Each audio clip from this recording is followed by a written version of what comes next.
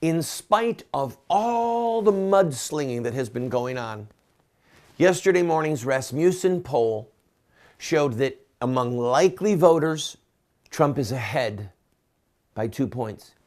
I'm telling you that because there are people in the national press that want to ignore that and demoralize the Republican base so that they don't give Trump money, so that they don't volunteer their time, and so that they don't vote. Don't fall for it. But I don't want to linger on that right now. I want to talk about some statements I made yesterday. I want to bring clarity, and then I want to tell you about what we're doing and ask you to join us. Yesterday we talked about that mudslinging is a distraction. If you missed the show, I urge you, go to our website and watch it, because I made a very compelling argument that the mudslinging is not the central issue. Now, after yesterday's program, one of our staff said to me, "Did you just say that what Hillary and Bill have done to women doesn't matter?" I said, "Of course I did not say that. No, I did not say that. I said it matters. It matters for the women whose lives have been ruined. It matters for the people who have been marred. It does go to questions of character for Hillary, whether she's enabling this man. But, and I said, and I want to say it again, while those things do matter, there are things that matter more. Okay? I keep thinking of this conversation I had with of somebody in the Hollywood circle and film, and who said, "You're too smart to vote for Trump." I said, "Why? What?"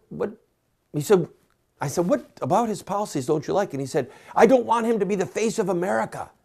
I don't want him to be the one on TV representing us." And I thought, okay, I hear that, but what policy? So he could never come up with one. He literally could not come up with one. I said, "So for you, this is about personalities?" He said, "Yes." And it's not about that, friends. It is not about that. Please, I don't want to speak harshly to my viewers because you've stuck with me, but there's people that I want to just shake and say, think.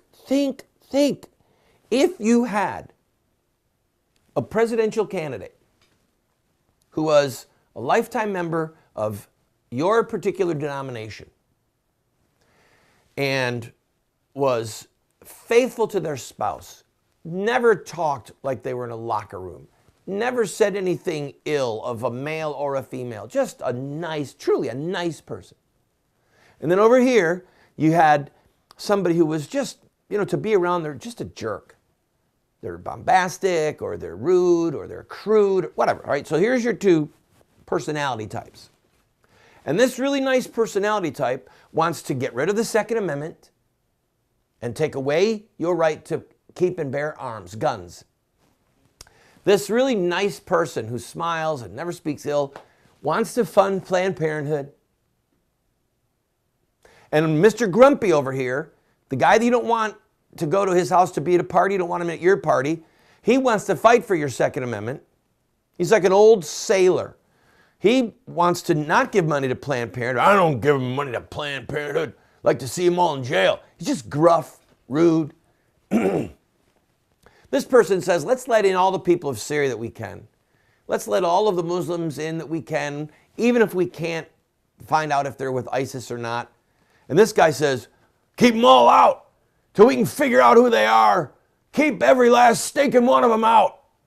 And make some comment about wearing towels on their heads. Okay? Just go down the list. This person wants to indoctrinate children and give condoms away at high schools without mom and dad knowing about it so the kids can have sex. And this guy says, "Give away condoms. People who give away condoms ought to be thrown in jail." Grumpy, salty, and then he swears about him. Says bad names, bad words. At the end of the day, who do you want to be president? Not based upon their personalities, but based upon their policies. Which of these two do you want to be president? Let's say this guy over here doesn't shave for 3 or 4 days. He's gruff. But you know right where he stands, and you know right what he's going to do on policies. And this person always has nice fragrance, cologne, perfume, nice clothing, nice wardrobe, hair looks good, always a nice smile. But you know their policies are from the pit of hell. Who do you want to be the president? Not based on their personality, but based upon their policy. We need to get it right.